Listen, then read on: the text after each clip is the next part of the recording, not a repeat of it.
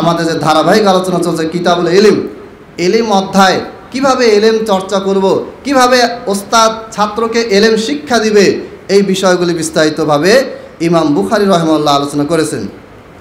এখানে 63 নম্বর হাদিসটা লম্বা হাদিস, আমি সংক্ষেপে বলতেছি। এক ব্যক্তি আসলেন, আল্লাহ নবী সাল্লাল্লাহু আলাইহি ওয়াসাল্লাম তিনি মসজিদে বসেছিলেন।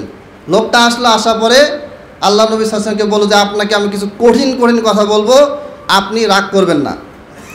আল্লাহ নবী সাল্লাল্লাহু আলাইহি ওয়াসাল্লাম বলেন যে কোনো অসুবিধা নাই, তুমি যেভাবে খুশি তুমি প্রশ্ন করো। এরপরে লোকটা কিন্তু মানে বিরক্ত বা কোনো কারণে গরম হয়েছিল, বা মানে নবী সাল্লাল্লাহু আলাইহি ওয়াসাল্লামকে প্রশ্ন করে আটকাবে, এরকম একটা প্ল্যান ছিল। এরপরে কিছু প্রশ্ন করলো। প্রশ্ন করার পরে লোকটা আল্লাহ নবী সাল্লাল্লাহু আলাইহি ওয়াসাল্লামকে জিজ্ঞেস করলেন যে আল্লাহ কি আপনাকে সমগ্র মানবকুলের জন্য রাসূল রূপে পাঠিয়েছেন? আল্লাহ নবী সাল্লাল্লাহু আলাইহি ওয়াসাল্লাম বললেন হ্যাঁ। তখন তিনি বললেন যে আপনি প্রতি আল্লাহ তাআলার বা রবের শপথ করে কথাটা বলেন। আল্লাহ নবী সাল্লাল্লাহু আলাইহি ওয়াসাল্লাম শপথ করে বললেন যে আল্লাহর কসম, আমি সমগ্র মানুষের জন্য আল্লাহ তাআলার পক্ষ থেকে কি হিসেবে এসেছি? রাসূল হিসেবে এসেছি। এরপরে আল্লাহ তাআলা তাকে কি কি নির্দেশ দিয়েছেন সেটা তিনি জিজ্ঞেস করলেন। আল্লাহ নবী সাল্লাল্লাহু আলাইহি ওয়াসাল্লামকে তিনি বললেন যে আল্লাহ কি আপনাকে 5 ওয়াক্ত সালাত আদায় করতে এবং আদায় করার জন্য কি আদেশ করেছিলেন? তখন নবী সাল্লাল্লাহু আলাইহি ওয়াসাল্লাম বললেন যে হ্যাঁ। এরপরে আরও বেশ কিছু বিষয় তিনি জিজ্ঞাসা করার পরে লোকটা কিন্তু আস্তে আস্তে ঠান্ডা হয়ে যাচ্ছে। প্রথমে গরম মানে বিরক্ত বা রাগ হয়েছিল, প্রশ্ন করলো, আল্লাহ নবী সাল্লাল্লাহু আলাইহি ওয়াসাল্লাম ঠান্ডা মাথায় উত্তর দিলেন। আবার প্রশ্ন করলো, আল্লাহ নবী সাল্লাল্লাহু আলাইহি ওয়াসাল্লাম আবার ঠান্ডা মাথায় উত্তর দিলেন। এবং শুরুতে সে বলেও দিছে যে আমি আপনাকে কঠোরভাবে কড়া কথায় প্রশ্ন করবো, আপনি উত্তর দিবেন। এরপর আল্লাহ নবী সাল্লাল্লাহু আলাইহি ওয়াসাল্লাম সবগুলি প্রশ্ন উত্তর দিলেন। দেওয়ার পরে শেষের দিকে তিনি এসে বললেন যে আমি বিশ্বাস করলাম আপনি আল্লাহ রসুল। তিনি কালেমা পাঠ করে কি করলেন? তিনি সেখানে আল্লাহ নবী সাল্লাল্লাহু আলাইহি ওয়াসাল্লামের হাতে শাহাদাত পাঠ করে মুসলমান হয়ে গেলেন। এখন কথা হচ্ছে, ইমাম বুখারী রাহিমাহুল্লাহ এই হাদিসটা কিতাবুল ইলমে কেন আনলেন? কিতাবুল ইলম হচ্ছে জ্ঞানের অধ্যায়, জ্ঞান সংক্রান্ত অধ্যায়। এইখানে কেন এটা আনলেন? কারণটা হচ্ছে, কোনো ব্যক্তি যখন আপনার কাছে কোনো জ্ঞান নিতে আসে, সে যেই মুডে আসুক না কেন, ঠান্ডা মেজাজে আসুক, গরম মেজাজে আসুক, আপনাকে আটকানোর জন্য আসুক, আপনাকে সম্মান করার জন্য আসুক, অপমান করার জন্য আসুক, আপনার কাজ কি হবে? আপনার কাজ হবে ঠান্ডা মাথায় তার প্রত্যেকটা প্রশ্নের জবাব দিয়ে তাকে ঠান্ডা করা। এখন আপনাকে প্রশ্ন করছে, এই হুজুর বলেন তো এটা কি? আপনি বেয়াদব, আমি হুজুর তুই আমার সাথে কথা বলি, হ্যাঁ বেয়াদব, যা বাইরে হয় এখান থেকে, লাভ নেই, উল্টা হয়ে যাবে। মানুষ ওই লোকটা যে আপনার সাথে বেয়াদবি করছে ওটা দেখবে না, আমি যে তাকে গরম দেখায় কথা বললাম এটা জায়েজ আছে। আমার সাথে কেউ খারাপ ব্যবহার করলে আমিও খারাপ প্রতিশোধ নিতে পারি, এটা জায়েজ আছে ইসলামে। কিন্তু এটাতে একজন দায়ী বা একজন ওস্তাদ বা একজন আলেমের এটাতে তার কি হবে না? দাওয়াতটা, এলেমটা প্রচার পাবে না, বরং উল্টা তারও আরও কী হবে? তার দোষ হবে। এই জিনিসটাই কিতাবুল ইলমে আল্লাহ নবী সাল্লাল্লাহু আলাইহি ওয়াসাল্লাম প্র্যাকটিক্যাল তিনি শিক্ষা দিলেন। ইমাম বুখারী রাহিমাহুল্লাহ 63 নম্বর হাদিসে এই ঘটনাটা বর্ণনা করলেন। তাহলে এখান থেকে আমাদের কি শিক্ষা?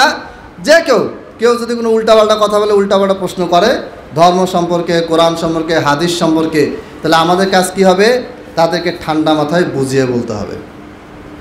যেমন কিছুদিন আগে যে নাস্তিকদের জবাবে, খ্রিস্টান মিশনের জবাব যেগুলো আমি দিছি, একজনের সঙ্গে বলতেছে যে কোরআনে আল্লাহ বলছে যে ফাকতুলুহুম হাইসু ওয়াজাদতুমুহুম, তাদেরকে যেখানে পাও সেখানে তাদেরকে হত্যা করো।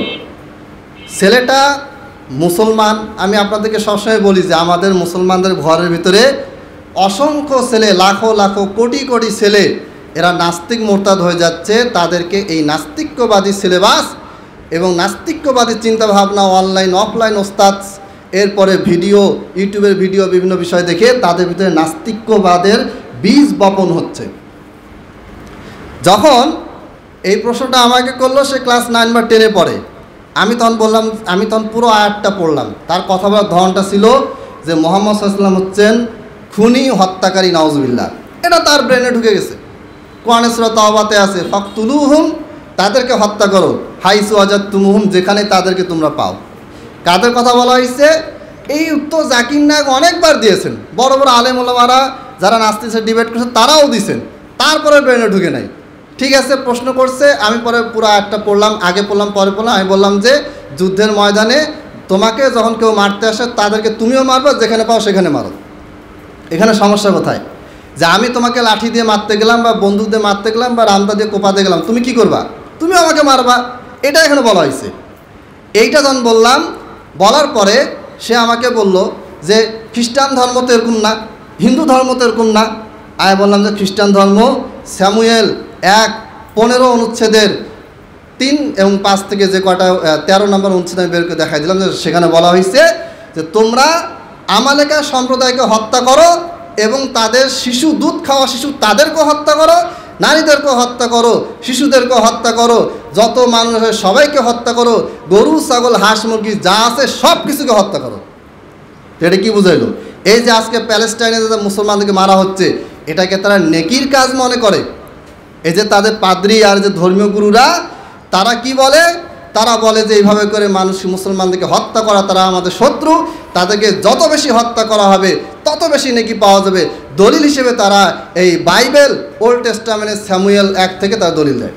আমি তখন তাকে এটা দেখালাম, বলে যে আপনি ভুয়া কথা বলতেছেন। এরপরে কিং জেমস ভার্সন মেইন ইংলিশটা যেটা আমি দেখাইছিলাম, তাকে আমি ভিডিওতে দেখাইলাম, তাও সে বিশ্বাস করে না। এরপর ওটার বাংলা অনুবাদ বাইবেল যেটা করেছে, কিতাবুল মুকাদ্দাস নাম দিচ্ছে, পবিত্র কিতাব, অথচ এটা নাপাক কিতাব, এখানে জঘন্য কথাবার্তা আছে। এইটা যখন আমি বাইর করে দেখাইলাম, সে আমার সাথে আর কোনো কথা বলল না।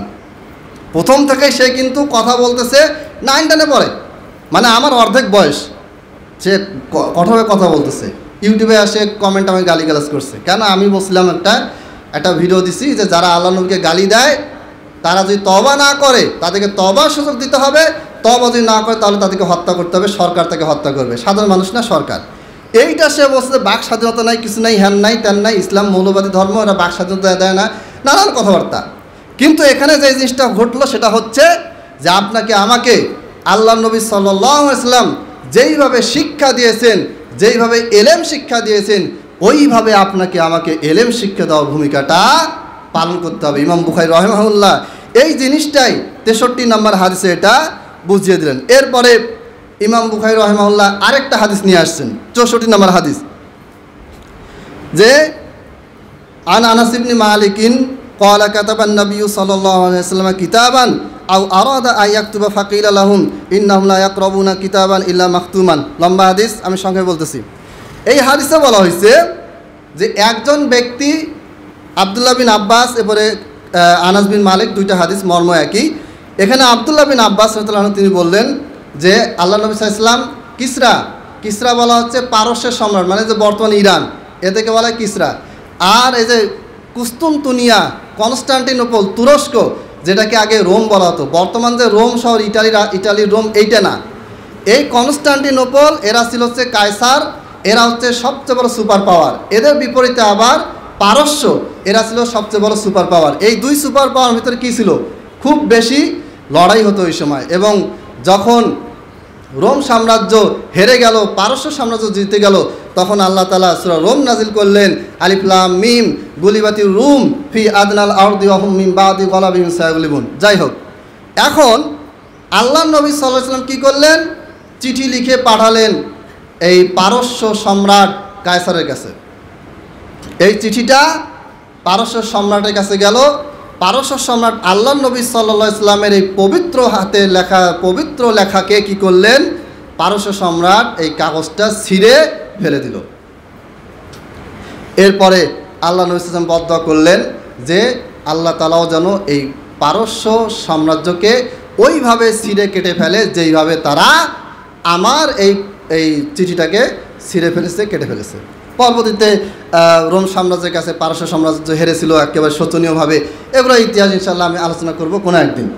এখন কথা হচ্ছে ইমাম বুখারী এই হাদিসটা কিতাবুল ইলমে কেন আনলেন? যে আল্লাহ নবী সাল্লাল্লাহু আলাইহি ওয়াসাল্লাম চিঠি পাঠালেন পারস্য সাম্রাজ্যের কাছে, মানে বর্তমানে ইরান যেটা পৌত্তলিক রাষ্ট্র, তৎকালীন সময় পৌত্তলিক ছিল, মানে এরা মূর্তি পূজা করতো, আগুনে পূজা করতো। এদের কাছে আল্লাহ নবী সাল্লাল্লাহু আলাইহি ওয়াসাল্লাম চিঠি পাঠালেন। এই চিঠিটা পারস্য সাম্রাজ্যের যে সম্রাট, সে কী করলো? চিঠিটা ছিঁড়ে ফেললো। এই কথাটা কিতাবুল ইলমে ইমাম বুখারী কেন আনলেন? ইমাম বুখারী নিয়ে আসলেন, ইমাম বুখারী বলেছেন বাবু মা ইউযকারু ফিল মুনাওয়ালা ওয়া কিতাবি আহলিল ইলমি বিল ইলমি ইলাল বুলদান। ওস্তাদ কর্তৃক ছাত্রকে হাদিসের কিতাব প্রদান করা এবং আলেম কর্তৃক ইলমের কথা লিখে বিভিন্ন দেশে প্রেরণ করা।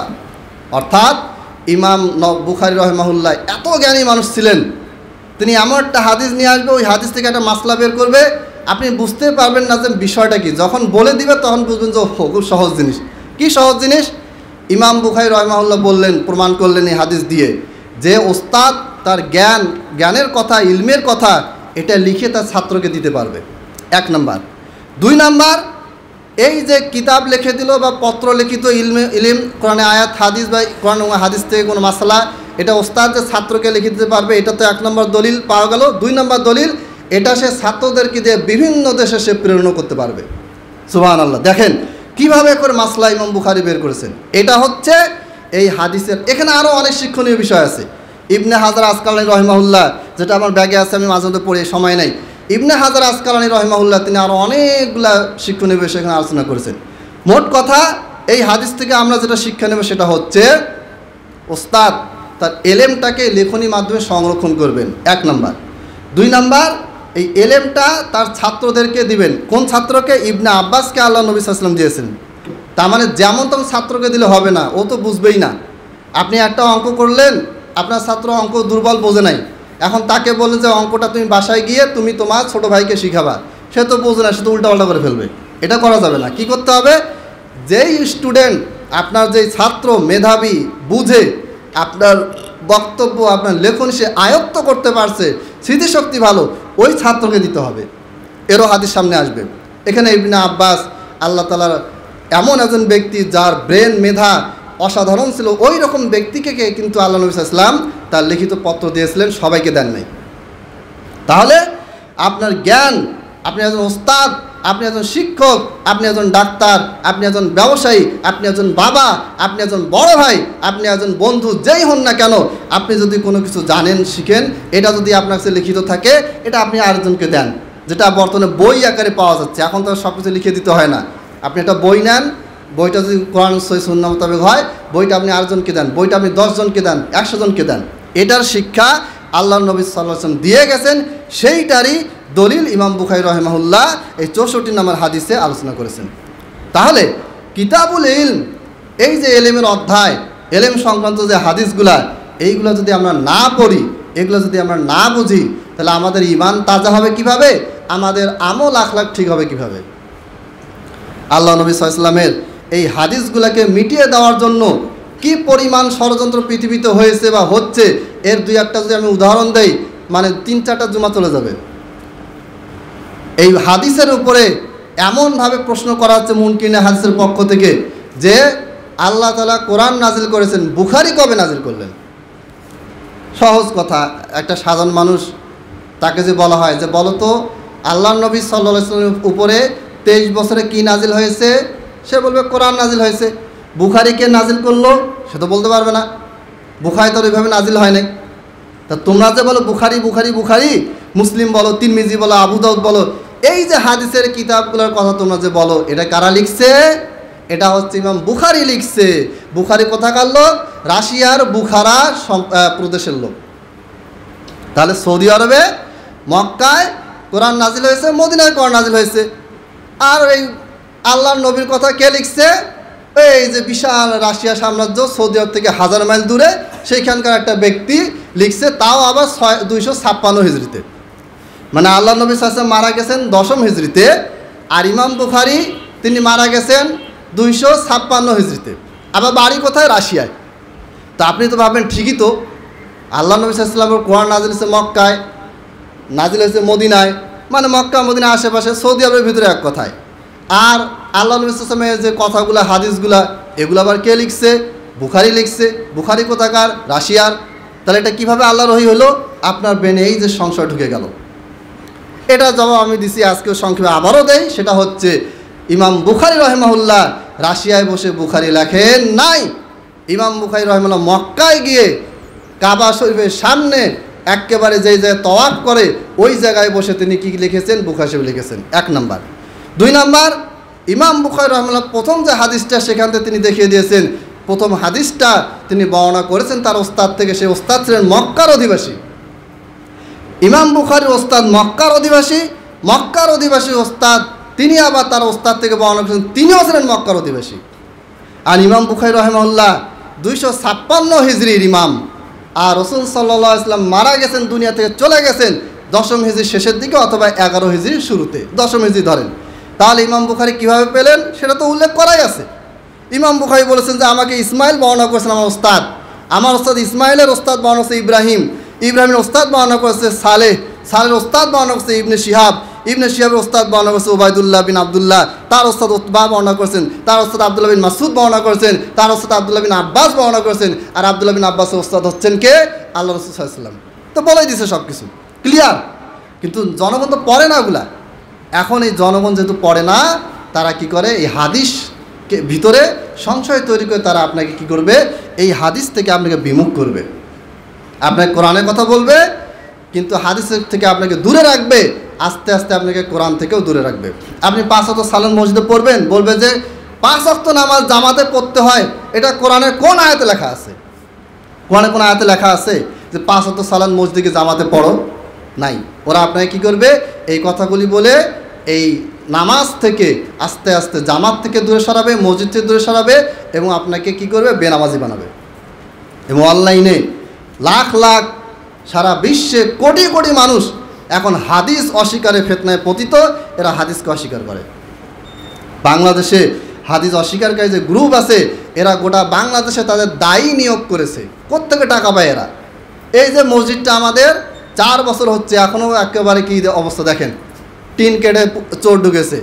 এইখানে এই যে বাঁশগুলা যে আরন ভাই হেলান দিচ্ছে, এই যে কোনো ভাঙে যেতে পারে, এইগুলো অবস্থা।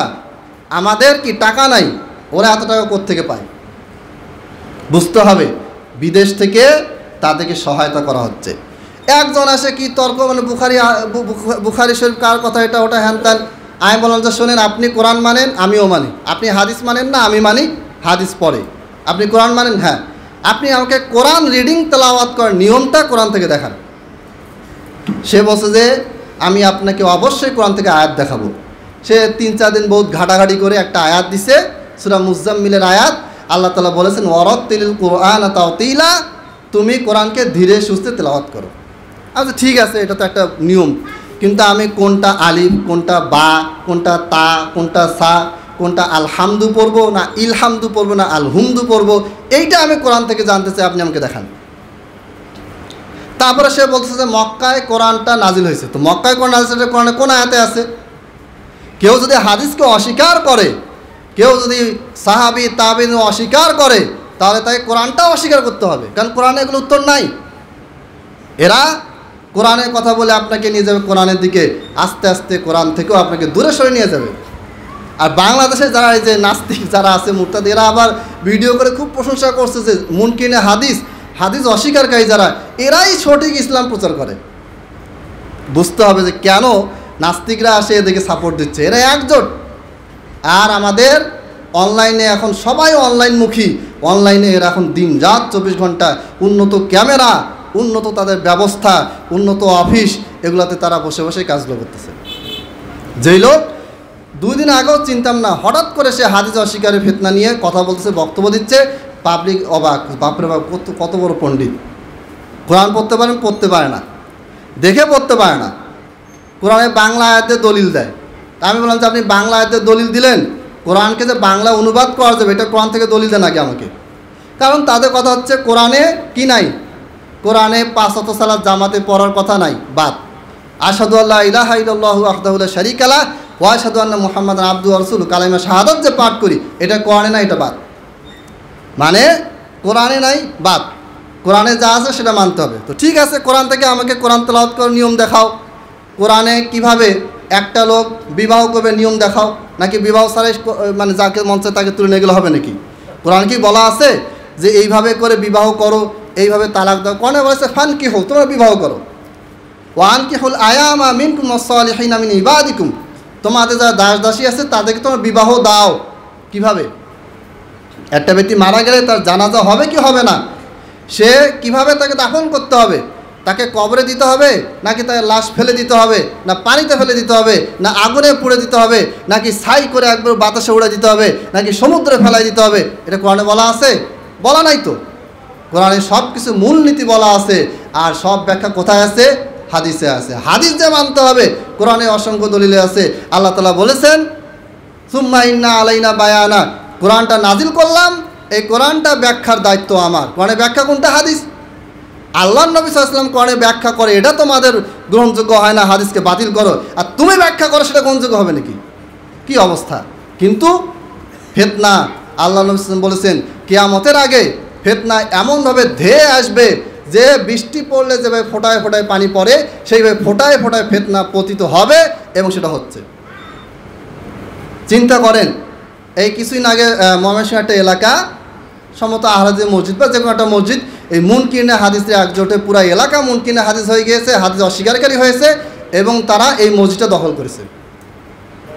অতএব আপনারা হয়তো আশেপাশে দেখতে পাচ্ছেন, এই যে শ্বাসকান্দর, মাঝাপাড়া, এদিকে হাদিস অস্বীকারের ফিতনা অনেক বাড়ছে। আর এটা খুবই সহজ, শুধু কোরআন মানো, নিজের মন মতো সব কিছু করো। আপনি যে বলেন সুদ খাওয়া হারাম, আরে কোরআনে সুদের কথা বলছে, ব্যাংকে সুদের কথা বলে নাই, এটা হালাল। আপনি একটা মেয়ের সাথে কথা বলছেন মোবাইলে, ভাই হারাম, কোথায় কোরআনে বলেছে হারাম? জায়েজ, কোরআনে বলা নেই। আপনি আরেকজন জমি দখল করবেন, জমি দখল করা হারাম, কোরআনে কোথায় লেখা আছে? লেখা নেই, দখল করেন। এই হচ্ছে মানুষের প্রবৃত্তি। একটা হচ্ছে যে মানুষ খারাপ কাজ করে নিজের মন মতো, হ্যাঁ আমার মন চাইতে, আমার মন চাই সিগারেট খেয়ে, মন চাই আমি অন্য জায়গায় দখল করলাম, আমার ক্ষমতা আছে, শেষ। ধর্মের কথা বলে না। আর আরেকটা হচ্ছে ওর চেয়ে বেশি খারাপ, কোরআনের কথা বলে, হাদিসের কথা বলে মানুষকে কী করা হচ্ছে? গোমরা করা হচ্ছে। কোরআনে নাই, জায়েজ, কুকুরের মাংস খাওয়া যাবে, কারণ কোরআনে এটাকে হারাম করা হয়নি, এই কথাও তারা বলে। এবং এটাও বলছে নামাজের ভিতরে কেউ যদি দরুদ শরীফ পাঠ করে তাহলে সে শিরিক করলো। কেন? নামাজটা আল্লাহর জন্য, মুহাম্মদের কথা কেন আসবে? নাউজুবিল্লাহ মিন যালিক।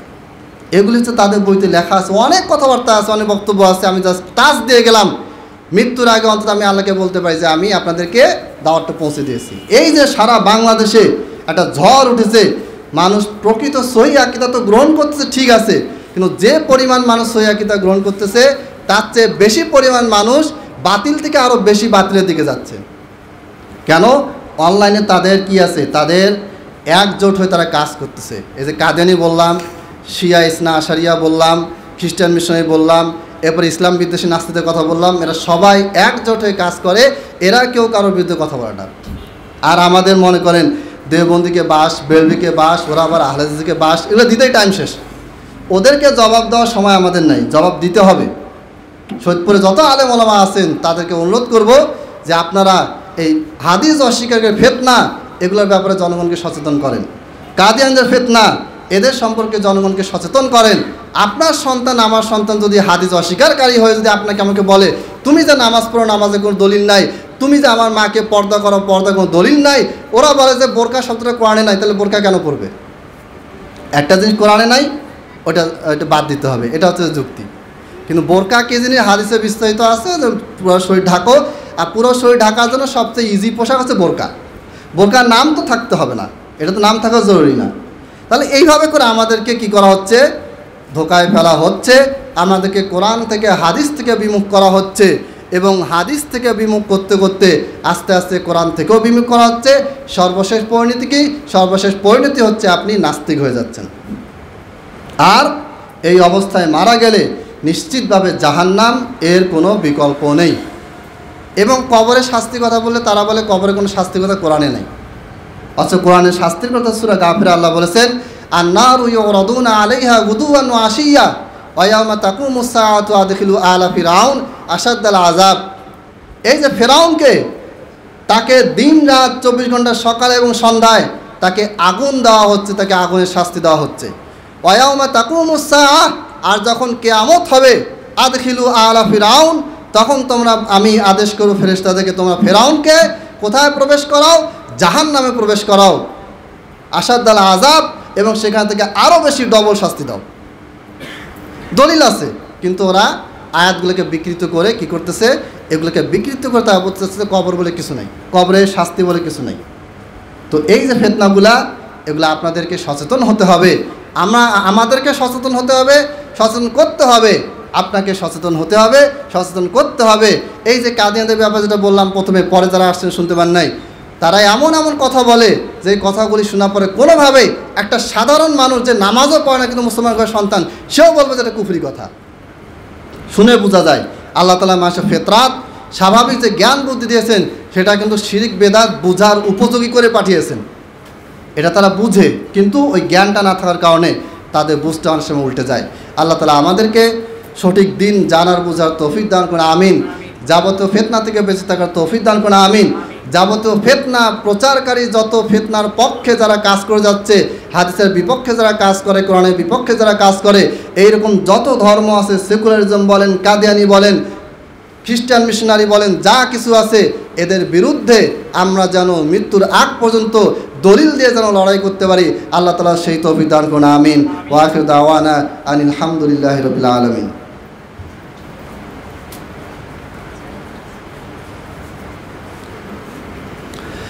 আলহামদুলিল্লাহ আলহামদুলিল্লাহি নাহমাদুহু ওয়া নাস্তাঈনুহু ওয়া নাস্তাগফিরুহু ওয়া নু'মিনু বিহি ওয়া নাতাওয়াক্কালু আলাইহি ওয়া নাউযু বিল্লাহি মিন শুরুরি আনফুসিনা ওয়া মিন সাইয়্যাতি আ'মালিনা মান ইয়াহদিহিল্লাহু ফালা মুদিল্লা লাহু ওয়া মান ইউদ্লিল ফালা হাদিয়া লাহু ওয়া আশহাদু আন লা ইলাহা ইল্লাল্লাহু ওয়াহদাহু লা শারীকা লাহু ওয়া আশহাদু আন্না মুহাম্মাদান আবদুহু ওয়া রাসূলুহু। اللهم صل على محمد وعلى آل محمد كما صليت على إبراهيم وعلى آل إبراهيم إنك حميد مجيد. اللهم بارك على محمد وعلى آل محمد كما باركت على إبراهيم وعلى آل إبراهيم إنك حميد مجيد. عباد الله رحمكم الله، إن الله يأمر بالعدل والإحسان وإيتاء ذي القربى وينهى عن الفحشاء والمنكر والبغي يعظكم لعلكم تذكرون. فاذكروني أذكركم واشكروا لي ولا تكفرون.